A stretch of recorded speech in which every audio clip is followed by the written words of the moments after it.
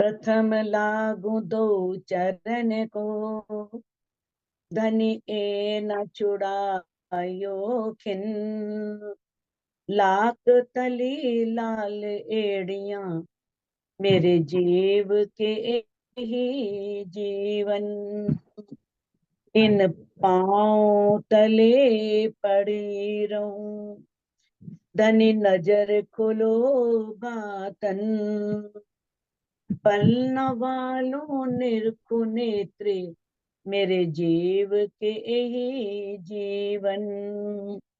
मेरे जीव के ही जीवन। प्रणाम। सुंदर साथ जी, हम श्री खिलवत ग्रंथ के 12वां प्रकरण सूरत हक इश्क के मगज का बेशक कर रहे थे, जिसकी 68 चौपाई हो चुकी थी। आज हम 69वीं चौपाई से प्रारंभ करेंगे। इश्क बिछड़े से जानिए, आए दूर थे मिलिए जब। अब धनी हमें इस माया के ब्रह्मांड में लाए, सिर्फ इश्क का ब्यौरा देने के लिए, इश्क का पूरा विवरण समझाने के लिए कि इश्क कौन किससे कितना करता है। कि धनी बता रहे हैं कि मैं तुमसे कितना इश्क करता हूं।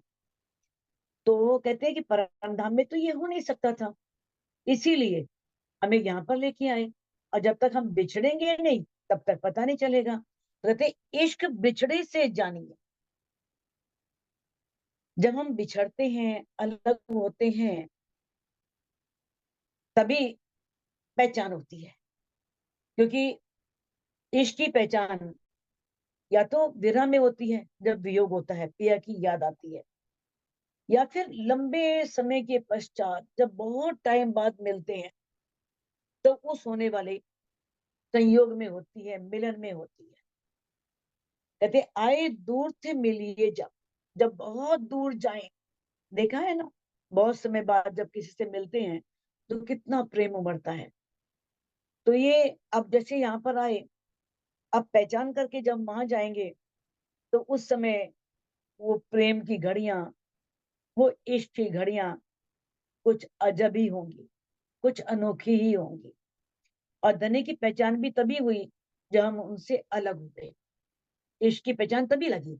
कहते हैं ये दो बातें अर्श में ना थी, इश्क चिन्हार दिखाई अब ये दो बातें परमधाम में हो नहीं सकती। वहां तो एक पल भी रूह नहीं बिछड़ती, वहां वियोग हो ही नहीं सकता। और बिना वियोग के इश्क की पहचान नहीं हो सकती, पता नहीं चल सकता इश्क के बारे में किसका बड़ा है। कहते हैं इसलिए धनी ने इश्क चिन्हार दिखाई अब इस काल माया के ब्रह्मांड में ला करके धनी ने हमें इश्क की पहचान करवाई। जो हक का इश्क विचारिए, तो बड़ा दिल देत लज्जत। यदि हम उस धामधनी अक्षरातीत के इश्क के बारे में विचार करते हैं, सोचते हैं, तो दिल में बहुत लज्जत मिलती है, बहुत आनंद मिलता है कि धनी हमसे कितना लाड करते हैं, कितना प्यार करते हैं। कहते हैं ए बुजरक मेहरबानगी हके ऐसी दई नियामत। कहते हैं ये धनी की बहुत बड़ी, बुजरक मैंने बहुत महत्वपूर्ण, ये बहुत बड़ी मेहर हुई है धनी की, जो धनी ने हमें ऐसी नियामत दी। जो इश्क हम करती थी उसकी पहचान नहीं थी, इश्क में डूबे थे, लेकिन इश्क क्या है, वो आनंद, वो पहचान नहीं थी। अब धनी ने ये ब्रह्मवाणी ला करके जो हमें पहचान कराई, किस तरह से हमें अपने से अलग किया। अलग करने के पश्चात देखो, कहते ना, दुखते विरह उपजे, विरह प्रेम इश्क, इश्क प्रेम जब आइया, तब नैचे मिलिए हक। धनी तो जानते थे कि शायद मेरे से अलग होने का दुख इनके लिए बहुत बड़ा होगा, इसीलिए ब्रज में 52 दिन का विरह दिया था। कि 52 दिन का विरह तो ये यानी कि उन्होंने 52 दिन का विरह नहीं दिया, वो तो हो गया जब उन्होंने बुलाया ही नहीं, वो भी नहीं आए। ठीक है, जब इनको जरूरत नहीं है तो मैं भी इनको नहीं भुलाता, लेकिन फिर भी धनी से नहीं रहा गया। फिर भी उन्होंने 52 दिन के पश्चात कैसे योग माया के ब्रह्मांड में गए और बांसुरी लेकर के सबके नाम ले लेकर के सबको बुलाया। अब इस ब्रह्मांड में तो कहते हैं जो धनी हमारे लिए नेमत लाए, दुख से विरह उपजे। अब लेकिन अगर हमें धाम धनी के प्रति विरह आता है, दुख आता है कि धनी क्यों नहीं मिल रहा है, ऐसा दुख उनसे आत्मिक संबंध का याद करके, तो उससे विरह आता है। नहीं तो फिर संसारिक दुखों से विरह आता है। संसारिक दुख मिलते हैं जब कांटे चुभते हैं, तकलीफ होती है, तब धनी की याद आती है। तो किस तरह से धनी बताते हैं कि हमें इंद्रावती जी के माध्यम से बता रहे हैं कि किस तरह से हमें धनी ने विरह दिया, विरह से प्रेम उपजा और उस प्रेम से हमें धनी की पहचान हुई, जो इस ब्रह्मांड में हुई वास्तविक पहचान। तो ये धनी की बहुत बड़ी मेहर है जो उन्होंने हमें ऐसी पहचान दी। जैसा साहिब बुजरक तैसा बुजरक इश्क। अब जैसे हमारे धाम धनी बहुत बुजरक हैं, महान है, बड़े हैं, उनकी इतनी बुजुर्गी है, वैसे ही उनका इश्क भी ऐसा ही है।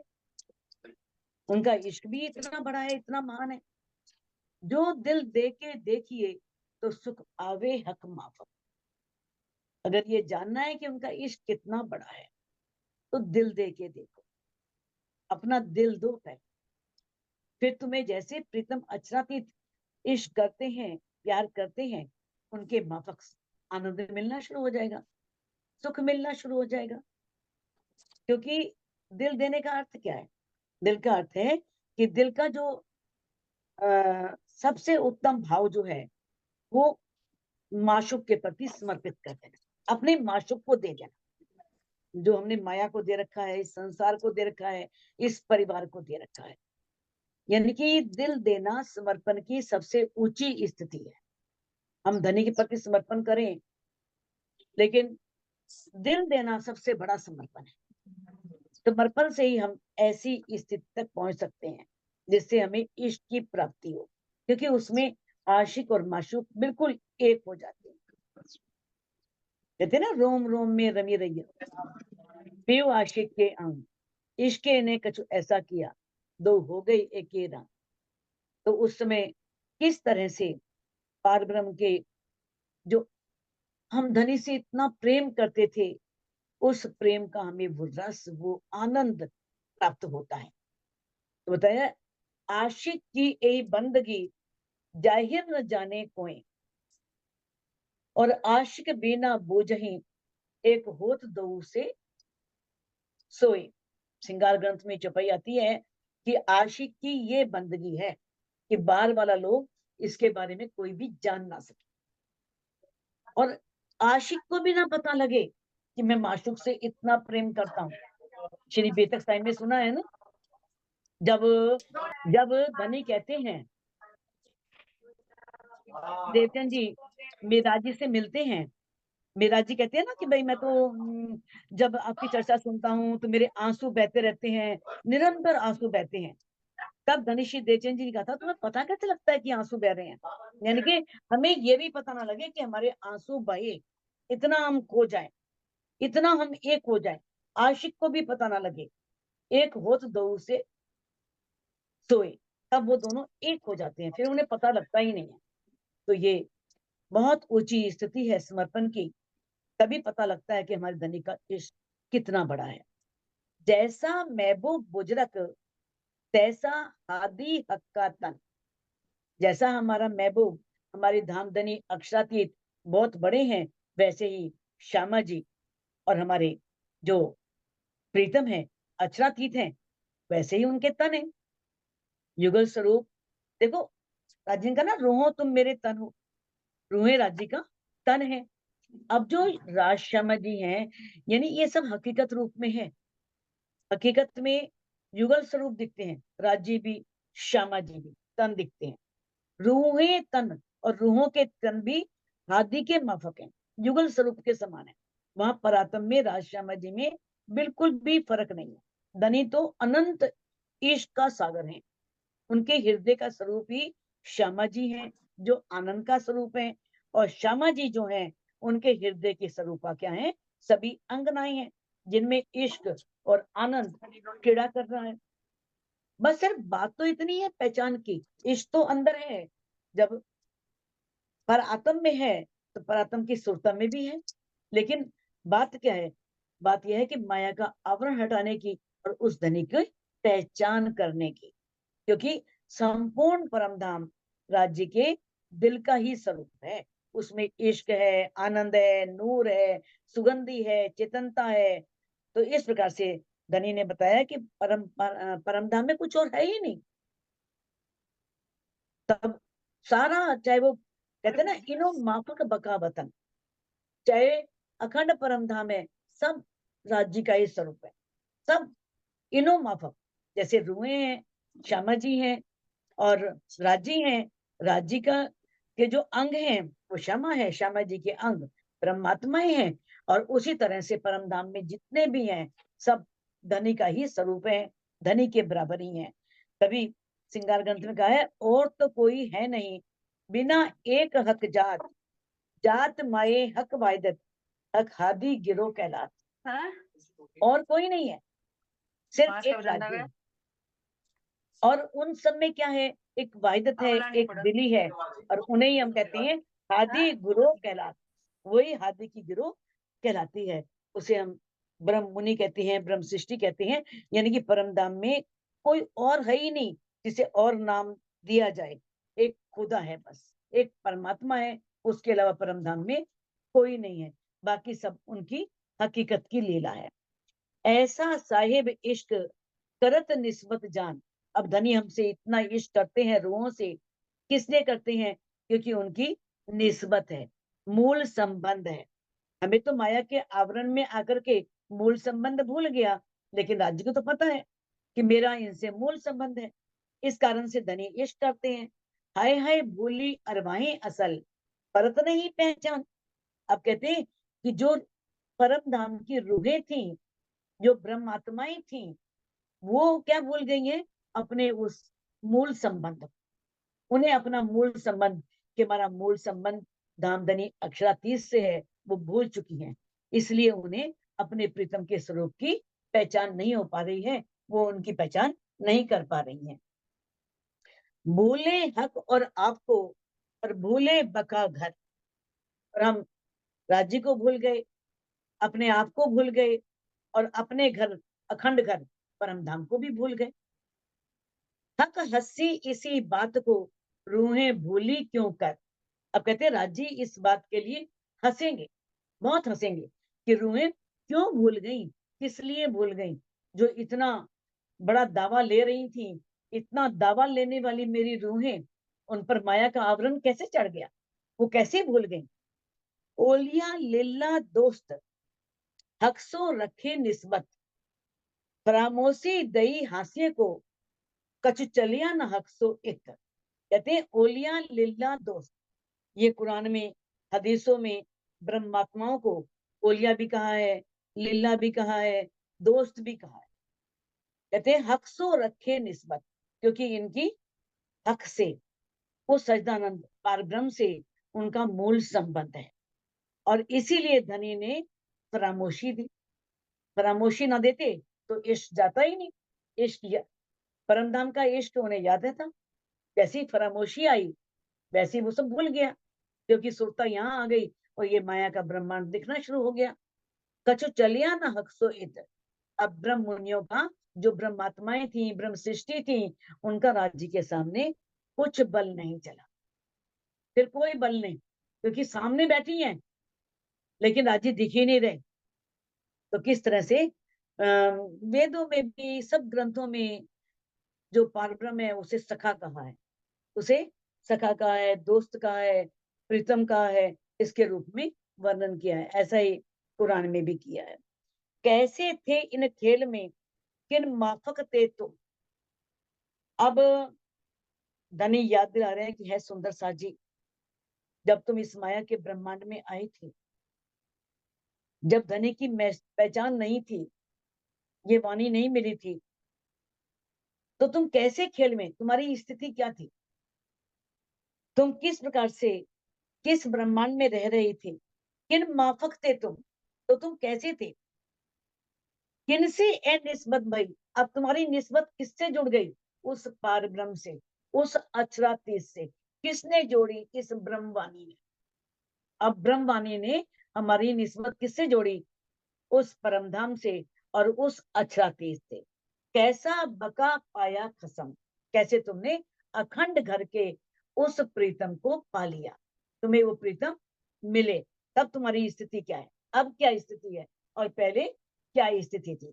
अब धनी बता रहे किस तरह से पहले हम अनेक देवियों की पूजा भी की होगी, अब नहीं की इस जन्म में, पिछले जन्मों में की होगी। हमने जड़ को भी पूजा होगा, नदियों की पूजा की होगी, बहुत कुछ किया होगा ऐसा। लेकिन अब ब्रह्मवाणी मिलने से क्या ऐसा करते हैं। ब्रह्मवाणी से धनी की पहचान हो गई तो एक किसे मानते हैं, हम धनी को मानते हैं। और अपने, सिर्फ हमें अपने स्वरूप का बहुत पता लग गया कि हम पूर्ण ब्रह्म परमात्मा की ब्रह्मात्माएं हैं, और किस तरह से हम धनी को ही सिर्फ मानते हैं और किसी जगह भी अपना भाव नहीं रखते या कहीं और जाकर के सर नहीं झुकाते। कहाँ थे फना के खेल में, कैसा था अर्श घर दूर। कहाँ तो तुम इस नश्वर ब्रह्मांड में थे जो नष्ट हो जाने वाला है। माया भी रहने नहीं वाली, ये संसार भी रहने नहीं वाला, कुछ नहीं रहने वाला। तुम तो इस खेल में फंसे हुए थे, और तुम्हारा जो घर है परम धाम, वो तुमसे दूर था। इसका भाव क्या है कहने का दूर था, इसका भाव ये है हमें पहचान नहीं थी, हमें पता नहीं था। तो दूरी है ना, जब तक पता ना हो तब तक दूरी है, जब पता लग जाए तो दूर भी नजदीक है। जब पहचान हो जाए, पता लग जाए, कोई भी हमारा सगा संबंधी है तो हम कितनी दूर भी जाके उससे मिल लेते हैं। तो किन बुजुर्ग को ना पाइया, सो क्यों कर लिए तुम्हें हजूर। कितने बुजुर्ग हुए इस संसार में, कितने ज्ञानी हुए, भक्त हुए, संत हुए, महात्मा हुए, जो उस पार ब्रह्म को नहीं पा सके, तो क्यों कर लिए तुम्हें हजूर। धनी ने कहा विचार करो, इतनी बड़ी दुनिया है, इतना बड़ा ब्रह्मांड है, कईयों ने परमात्मा को पाने के लिए बहुत साधनाएं की, भक्तियां भक्ति की, लेकिन उसे पा नहीं सके। और तुम्हें धनी ने अपने चरणों में लिया, तुमने नाम लिया, ब्रह्मवाणी मिली, धनी की पहचान हुई। तो ये, इस पर विचार करो, ये मत सोचो पता नहीं हमारी निस्बत है कि नहीं है। निस्बत थी तो आई हो ना, निस्बत थी तो धनी ने बुलाया है ना। धनी ने आपको अपने आप जान के कि ये मेरी अंगना है, किस तरह से तुम तक, सब तक वाणी पहुंचाई, और किस तरह से धनी की पहचान हुई। कैसा अर्थ दिखाई दिया, क्यों लिए खिलवत माए। किस प्रकार से जो परमधाम में रहने वाली ब्रह्म सृष्टियां हैं, धनी ने कैसे इस ब्रह्मवाणी के माध्यम से उन्हें परमधाम दिखाया, और किस तरह से उन्हें खिलवत के अंदर ले लिया। खिलवत का अंदर मतलब क्या है, परम धाम का अनुभव कराना, उनके दिल को ही खिलवत बना लेना, उनके अंदर ही अर्श बना करके बैठ जाना। ये है उन्हें किस तरह से खिलवत में लिया। यानी कि रोज यहीं बैठी बैठी चितवन के माध्यम से मूल मिलावे में जाकर के और आत्म का भाव लेकर के परम धाम को देख सकती है। ये जो अरवाहें अर्श की जो अजू विचारत ना है, ये जो परम धाम की रूहें हैं, अब भी इन बातों पर विचार नहीं करती, इनके बारे में नहीं सोचती। कहते किन किन सूरत न पाई हक की, न पाया अर्श बका ठोर। किसी ने आज तक उस पार ब्रह्म की सूरत को नहीं देखा, उस पार ब्रह्म को नहीं देखा, ना ही किसी ने उस अखंड घर परम धाम को देखा, बका ठोर देखा। सब कहे हमो ना पाइया, कर कर थके दो। सबने क्या कह दिया, अगम निगम, ये परमात्मा हमारी पहुंच से परे हैं, हम वहां पहुंच नहीं सकते, उसके बारे में हम जान नहीं सकते। यानी कि वो बहुत प्रयास कर करके, बहुत उन्होंने साधनाएं की, तपस्याएं की, परमात्मा को पाने के लिए बहुत दौड़ लगाई, और थक गए, फिर भी निराकार को पार नहीं कर सके, उस पार ब्रह्म के बारे में, परम धाम के बारे में जान नहीं सके। धनी मलकूत के कई गए, पर पाया ना नूर मकान। धनी मलकूत के, अब मलकूत के धनी कौन है? मलकूत कहा है बैकुंठ को, और बैकुंठ के स्वामी कौन है? ब्रह्मा, विष्णु, महेश, सभी। तो कहते हैं कि किस तरह से सब महाप्रलय होती है, सब चले जाते हैं, दोबारा फिर ब्रह्मांड बनता है, फिर सब कुछ ऐसे ही बन जाता है, सब कुछ हो जाता है, लेकिन किसी ने भी आज तक नूर मकान को नहीं पाया, अक्षरधाम को नहीं जान सका कोई। कितना बार सृष्टि बने, मिट गई, फिर प्रलय हो गई, महाप्रलय हो गई, कितने ऐसे ब्रह्मांड हैं, कितने ही ब्रह्मा विष्णु महेश हैं, लेकिन कोई भी अक्षर ब्रह्म की भी जानकारी नहीं कर सका। खोज खोज के कई थके, पर देखा नहीं निदान। खोज खोज के थक गए, लेकिन वास्तव में वो पार ब्रह्म, वो परमात्मा, वो अक्षर ब्रह्म का दर्शन भी उनको नहीं हुआ। पार ब्रह्म की तो बात दूर की है, अक्षर ब्रह्म को भी वो देख नहीं पाए, अक्षर ब्रह्म की भी पहचान नहीं कर पाए।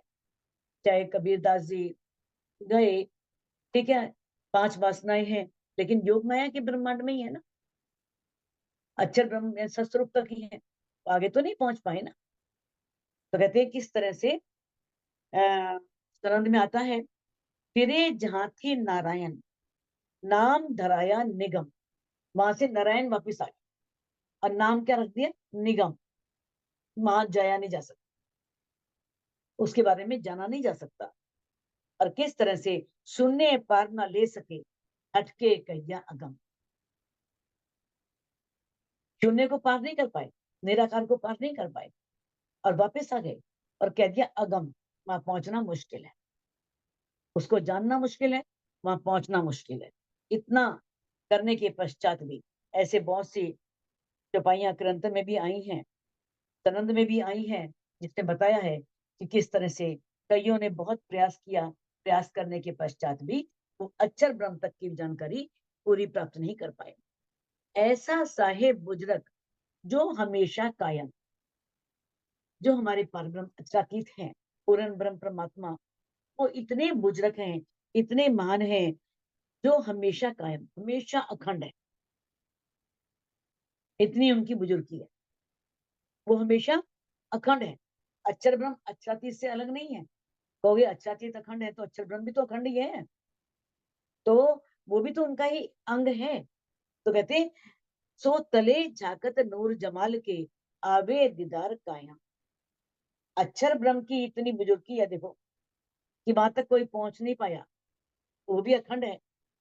कहते और वो नूर जमाल के को नीचे से दर्शन करता है, चांदनी चौक से, और प्रतिदिन उनके दीदार के लिए आता है। जिसकी इतनी बुजुर्गी है, जिसने इतने ब्रह्मांड बनाए हैं एक पल में और मिटा दिए हैं, जो इतनी बड़ी सत्ता संभालता है, वो भी प्रतिदिन उनके दर्शन के लिए, नूर जमाल के दर्शन करने के लिए परम धाम में आता है। कैसा हाल है तुम्हारा, तो कैसे वतन में तुम। अब कहते हैं कि तुम्हारा कैसा हाल है, कैसे वतन में तुम। अब धनी हमसे प्रश्न कर रहे हैं कि इस नश्वर संसार में आए हो, माया के संसार में आए हो, तो अब बताओ तुम्हारा हाल क्या है, तुम्हारी स्थिति क्या है, कैसे वतन में तुम। और धनी ने देखो मेहर करके तुम्हें ज्ञान के द्वारा कहा कौन से वतन में पहुंचा दिया, परम धाम में। यहीं बैठे बैठे तुम ज्ञान दृष्टि से परम धाम पहुंच गए, परम धाम की एक एक बात जानते हो, एक एक लीला को जानते हो। कहते कौन बढ़ाई तुम्हारी, हाय हाय आवे ना याद खसम। कहते कितनी तुम्हारी महिमा है, धनी तुमसे कितना लाड करते हैं, किस तरह से उन्होंने इस नश्वर ब्रह्मांड में बैठकर भी तुम्हारी सुरता को कहाँ पहुंचाया। अब कई कहेंगे कि नहीं पहुंची भाई, हम तो नहीं पहुंचे। धनी तो कह रहे हैं कैसे वतन में तुम बैठे तो नश्वर ब्रह्मांड में हो, और धनी ने तुम्हें कहाँ पहुंचा दिया, परम धाम में। तो ये उनके लिए है जिन्होंने ये ज्ञान ले लिया, जिन्होंने पूरी वाणी को मंथन कर लिया, चिंतन कर लिया, और किस तरह से परम धाम के यानी कि परिक्रमा ग्रंथ के द्वारा एक एक पक्ष को जान लिया, धनी की शोभा श्रृंगार को जान करके जो उसमें डूब गए। तो ये उनकी स्थिति। कहते किस तरह से हाय हाय आवे ना याद कसम। धनी ने तो इतना कर दिया, तुम्हें फिर भी अपने खसम की याद नहीं आ रही, अपने प्रीतम की याद नहीं आ रही, तुम्हें आज भी अपना प्रीतम भूला हुआ है। कैसा घर बुजरक बका, कैसी खसम साहिबी। अब सभी रूहें इस ब्रह्मवाणी के माध्यम से इतना तो जान ही चुकी हैं कि परमधाम हमारा कितना ऊंचा है, कितना विशाल है। इतना ऊंचा, इतना विशाल है, तभी तो कोई जान नहीं पाया आज तक। नासा के वैज्ञानिक खोज कर करके थक गए और उन्होंने कह दिया कि जितना भी ये ब्रह्मांड है ना, ये ब्रह्मांड, इसकी हम सिर्फ 5% जानकारी रखते हैं। इसके अलावा 95% कहाँ है हमें नहीं पता। आज से 5 साल पहले की जो स्थिति थी वो 3% थी, अब 2%, 3% और बढ़ गई होगी। चलो, तो बाकी जानकारी उन्हें क्यों नहीं हो पाई? इतना बड़ा है परमधाम, इतना विस्तृत, इतना फैला हुआ, जिसे आज तक कोई जान नहीं पाया। कैसी खसम साहिबी, और तुम्हारे जो प्राण प्रीतम है, अक्षरातीत हैं, उनकी साहिबी कैसी है। किन चाहिए तुम्हारा दीदार, कैसी तिनकी है बुजुर्गी। और कौन तुम्हारा दीदार चाहता है। देखो किस तरह से ब्रह्मा विष्णु महेश भी ब्रह्म सृष्टि की रज लेने के लिए तरसते, वो भी खोज करते हैं किस तरह से। तो कहते हैं किन चाहिए तुम्हारा दीदार, अक्षरातीत की जो साहिबी है वो कितनी महान है। वे कौन है जो आपका दीदार चाहता था। कहते कैसी तिनकी है बुजुर्गी, और उनकी महिमा कितनी बड़ी है, कितनी महान है। धामधनी अक्षरातीत इस वाणी के माध्यम से पहचान करा रहे हैं कि तुम अपनी उन बातों को याद करो, और धामधनी की पूर्ण पहचान करके चितवनी के माध्यम से अभी ज्ञान दृष्टि से मिला है, फिर प्रेम दृष्टि से उसे प्राप्त करने की कोशिश करो। कैसी जिमी थी कुफर की, और कैसी थी अकल। कैसी जिमी थी कुफर की, कुफर मैंने अज्ञानता से भरी, जिसमें पाप ही पाप है, छल है, कपट है। तो ऐसे ब्रह्मांड में तुम फंसे पड़े थे, ऐसी माया में। और कैसी थी अकल, और तुम्हारी बुद्धि भी सपन की बुद्धि थी। वही माया प्यारी लग रही थी, और उसी माया में लग करके इंसान सारा जीवन अपना खराब कर देता है। कहते किन झूठे कबीले में थे, कैसे तुम्हारे अमल।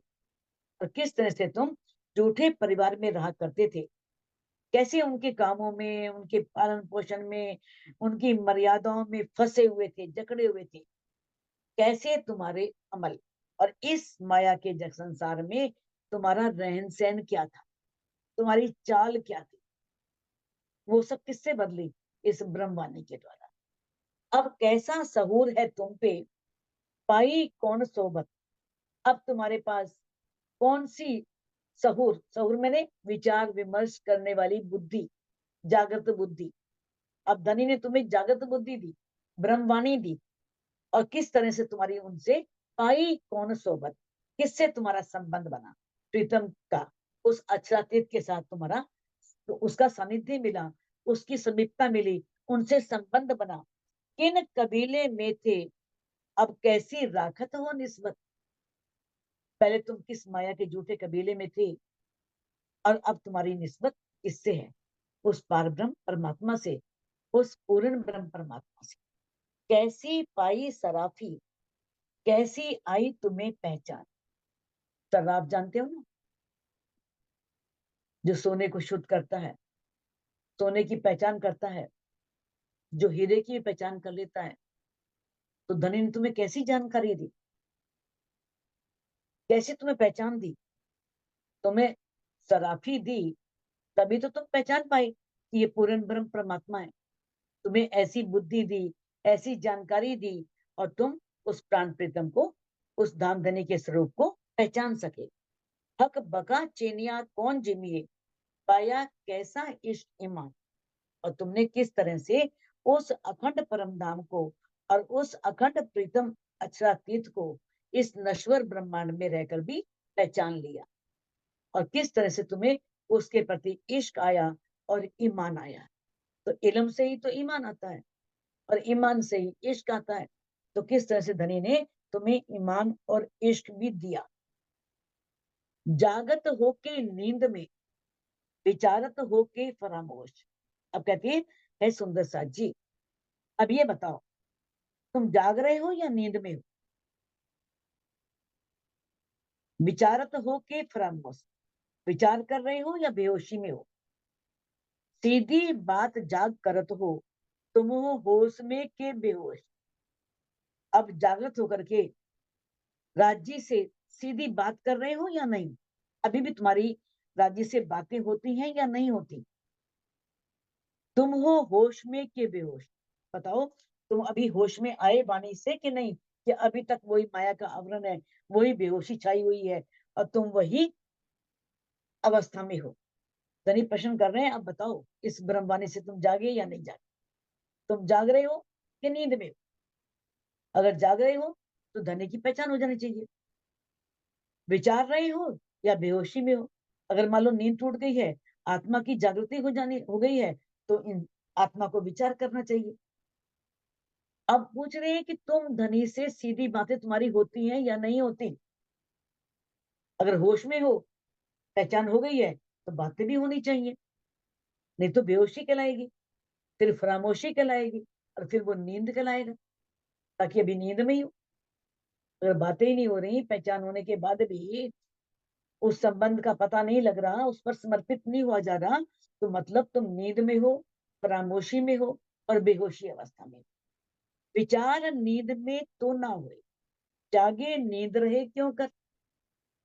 अगर हम कोई विचार करना चाहें तो नींद में तो विचार नहीं कर सकते ना, सो रहे हैं गहरी नींद में। विचार तो जागते व्यक्ति के अंदर आते हैं ना, जो जाग रहा होता है वही विचार कर सकता है। नींद में व्यक्ति विचार नहीं कर सकता, और जब जागता है तो नींद रहती नहीं। जब जाग गया तो नींद कहाँ रहेगी? कहते हैं विचार देखो तो अचरज, देखो खामोशी हांसी दिल धर। इस पर विचार करके देखो, अगर विचार करके देखोगे तो बड़ा आश्चर्य होगा, बहुत आश्चर्य होगा। खामोशी होशी दिल धर। और किस तरह से राजी इस फरामोशी की हंसी के बारे में, जो हमारे पर ये फरामोशी रही तो कितनी हंसी होनी है, इस बात को दिल में धारण करो, दिल से विचार करो। अगर ये फरामोशी नहीं टूटी तो हंसी होनी होनी है। नींद, फरामोशी और बेहोशी तीनों एक ही चीज है। जब ये टूटेंगी तभी आत्मा जागृत होगी, तभी वो विचार कर पाएगी, और विचार करने के बाद धनी के यथार्थ स्वरूप को जान पाएगी, पहचान कर पाएगी। कहते आड़ा ब्रह्मांड दे के ऐसी जुदागी कर। धनी ने हमारे बीच में एक ब्रह्मांड का पर्दा कर दिया, कर दिया ना। हमारे और धनी के बीच में क्या है? ब्रह्मांड का ये पर्दा है, और हमें अपने से अलग कर दिया, जुदा कर दिया। करत गुप्त गोए हजूर, खेल ऐसा किया जोरावर। पर्दा भी कर दिया, जुदा भी कर दिया, और फिर किस तरह से बातें भी करते हैं, हमारे सामने उपस्थित भी होते हैं। ऐसा जोरावर खेल है, इतना शक्तिशाली बलशाली ये खेल है। कितना हैरानी है कि धनी ने ब्रह्मांड भी आड़े दे दिया, इतनी दूर भेज दिया सुरता को, और कैसे अपने से अलग भी कर दिया, और फिर भी गुप्तगोई करते हैं अपने रूहों से। कहते हैं रू नैनो दीदार कर, रूहक जुबा सो बोल, रू कानो बातें सुने, यही पट रू अर्श का खोल। और फिर किस तरह से एक रूह अपने नैनों से दीदार भी करती है, धनी से बातें भी करती है। तो किस तरह से धनी ने ऐसा जोरावर, इतना शक्तिशाली खेल बनाया है। ना तो बैठे हो कदम तले, पर लागत ऐसे दूर। नहीं तो तुम राज्य के चरणों के नीचे बैठे हो, लगता है जैसे बहुत दूर हो। हक आप इश्क दिखावने, करत आपन सो मजबूर। और राजी अपना इश्क दिखाने के लिए हमसे बातें करते हैं। मजकूर मैंने बातें करना, कि तुमसे कितना इश्क करता हूं, किस तरह से तुमसे बातें करता हूं। हक का इश्क बढ़िया, इश्क अपना जरा नाए। कहते धनी इतना इश्क करते हैं, उनका इश्क तो बहुत बड़ा है, क्योंकि इस खेल में तो धनी का इश्क बड़ा हुआ और एक रूह के अंदर इश्क जरा भी नहीं है। जब दई इत बेशकी, तो इश्क क्यों ना आवे दिल माए। जब धनी ने बेशक ज्ञान दे दिया, बेशक इल्म दे दिया, बेशक अपनी पहचान दे दी, तो फिर दिल में इश्क क्यों नहीं आता रूहों के दिल। तब तो रूहों के दिल में इश्क आ जाना ही चाहिए। तुम कहोगे हम बेसुध हुए, दिल में रही ना खबर। अब तुम कहोगे हम तो बेसुध हो गए हैं, इसके उत्तर में ही कहोगे भाई हम तो बेहोशी में, हमें क्या पता, आपने ही बेहोशी में डाला और हमारे दिल में कोई खबर रही नहीं, हम तो भूल गए परम धाम भी, आपको भी, क्योंकि इतनी बेहोशी आई, इतनी बेसुधी आई। ना कछु रही सो अकल, तो इश्क अभी क्यों कर। ना वो अकल रही हमारे अंदर। अकल कौन सी? परम धाम वाली निज बुद्धि, जिससे हमें पहचान हो परम धाम की, अपने प्रीतम की, अपने घर की और अपनी। वो अकल भी नहीं रही। तो हमें इश्क कैसे आए, हम इश्क किस तरह से प्राप्त करें। ना सुध आप ना कसम, ना सुध घर गुप्त गोए। कहते ना हमें अपनी सुध रही, ना अपने प्रीतम की सुध रही, ना अपने घर की सुध रही परम धाम की, ना ही हमें गुप्त गोए। जो राज्य से हमने इश्क रब्द किया था, जो गुप्त बातें की थी, वो भी जानकारी नहीं है। अब राज्य ने वाणी के माध्यम से तो जानकारी दे दी है। कहते जो जीवत मुर्दे भय, रूह क्यों कर बल हुए। तो कहते हैं हम तो जीवित रहते हुए भी मृतक के समान हो गए हैं, जैसे मरे। मरा व्यक्ति कुछ कर नहीं सकता और हम जीवित हैं फिर भी कुछ नहीं कर सकते, हमारे हाथ में कुछ नहीं है। ऐसी स्थिति बन गई है हमारी। रूवे क्यों कर बल हुए। तो अब जागृत होने पर भी, चने जागृत होने पर भी नहीं, जागृत होने के लिए, अब एक रूह जागृत होने के लिए वो बल कहाँ से लाए, वो आत्मिक बल कहाँ से लाए। ना तो वो अकल रही है, ना वो पहचान रही है, सब कुछ हम भूल चुकी हैं। तो बताओ वो हम बल कैसे करें। आप भूले बेशक, बेशक भूले कसम। एक तो कोई शक नहीं है इसमें कि हम अपने आप को ही भूल गए हैं, हमें अपनी पहचान नहीं रही है और हम अपने प्रीतम को भी भूल गई हैं। बेशक भूले बुद्ध वतन, और जो हमारे वतन की बुद्धि थी, निज बुद्धि थी, वो भी भूल गई, वो भी याद नहीं रही। पर हके बेशक दिया इलम। अब कहते हैं राज्य ने तो बेशक इलम दे दिया ना, जो बिल्कुल संदेह से रहित करने वाला, जो सारे संदेह भ्रांतियों को मिटाने वाला है, वो ब्रह्मवाणी धनी ने हमें दी। मुए भी इत बेशक, और जिए भी बेशक, सहूर भी बेशक दिया, दिया इलम बेशक हक। अब कहती हैं कि एक रूह जो है ये तो निश्चित है, मुए भी इत बेशक, कि हम मरे में भी अज्ञानता के अंधकार में पड़ना ही मरना है, जागृति ना होना ही मरना है। हम जी रहे हैं, लेकिन अगर हमें हमारी आत्मा की जागृति नहीं हुई, हमारे प्रीतम हमें नहीं मिले, तो समझो हम मरे हुए के समान है। फिर कहते मुए भी इत बेशक, हम अज्ञानता के अंधकार में भी पड़े, यानी कि हम बिल्कुल मृतक के समान है, कोई शक नहीं है इसमें। और जिए भी बेशक, आपने हमें वाणी दी, वाणी से पहचान दी, और उस पहचान से हमारे अंदर रोशनी हुई और हम जी भी रहे हैं, कोई शक नहीं है इसमें। हम जिए भी बेशक, जागृत भी किया आपने, सहूर भी बेशक दिया, इसमें कोई शक नहीं है। धनी ने हमें सहूर भी दिया, जागृत बुद्धि भी दी। बिना जागृत बुद्धि के ये वाणी समझ में आ ही नहीं सकती। तो सहूर भी धनी ने दिया, दिया इलम बेशक है। तो राज्य ने हमें बेशक इलम दिया, यानी कि ऐसा इलम दिया, हमें संशय रहित कर दिया, हमें चिंतन करने की शक्ति दे दी, विचार करने की शक्ति दे दी, सारे संदेह और भ्रम मिटा दिए। ऐसी ब्रह्मवाणी हमें दी। तब सुध पाई सब बेशक, हुए बेशक खबरदार।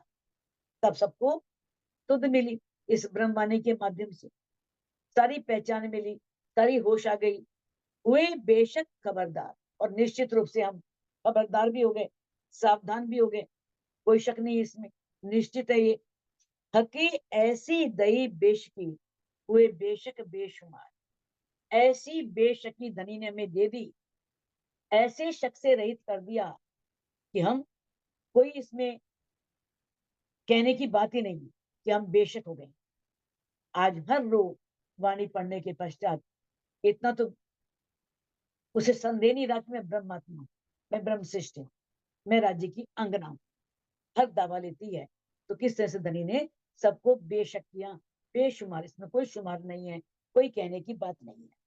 इन्हीं बात की हंसी है, उड़त ना फरामोश।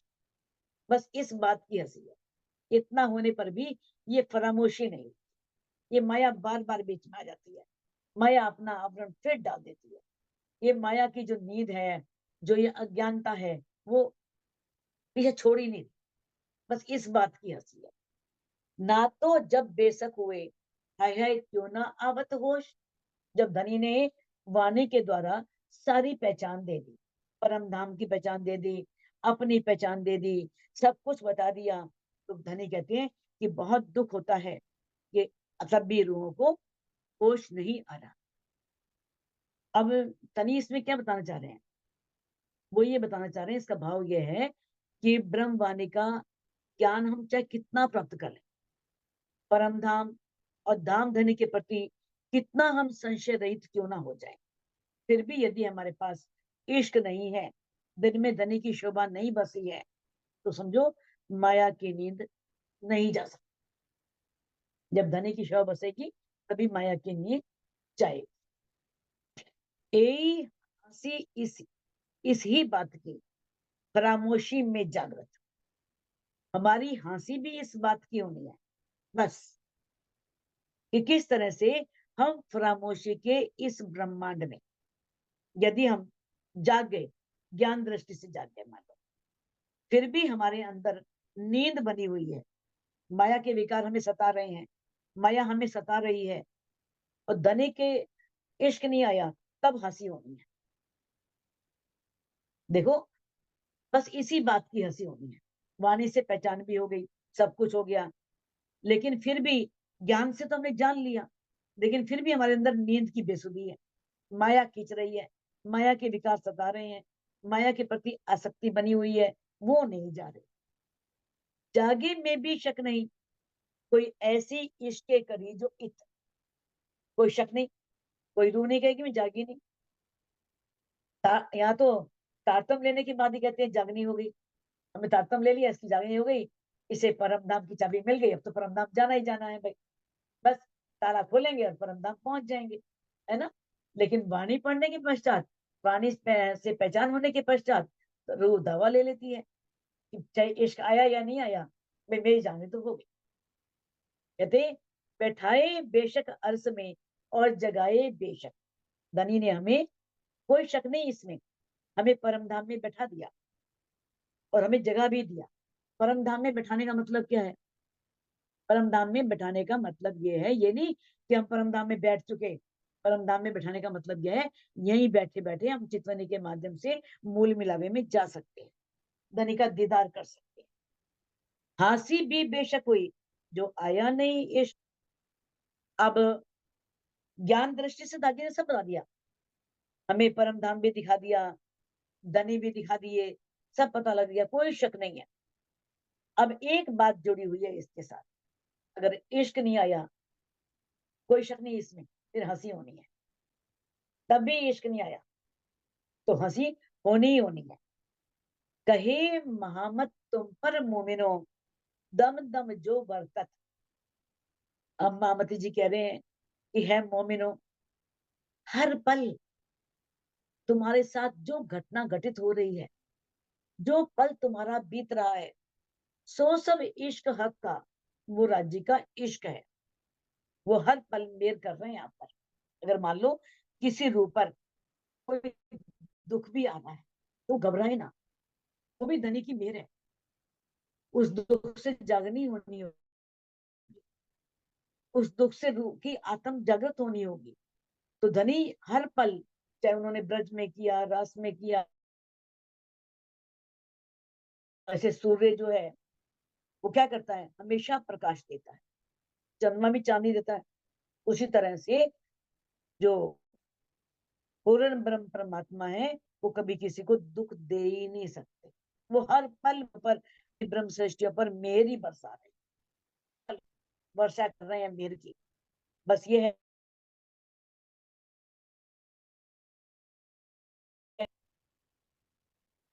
जो इस दिल में वो मेहर टिक, और इस दिल के प्रति इश्क नहीं आता, उस दिल के चित्र को ढूंढ। सुंदर सा जी इस चौपाई को मन मिट करके दोहरा दे। कहे श्री मोहम्मद तुम पर मोमिनो, कहे श्री मोहम्मद तुम पर मोमिनो, दम दम जो बरकत, दम दम दम जो दम बरकत, तो सब इश्क हक का, तो सभी तो इश्क सब हक इश्क का, हक का, पल पल मेहर करत, पल पल पल मेहर पल करत। पल मेहर पल करत। मेर करत, बोलो श्री प्राणनाथ करत। प्यारे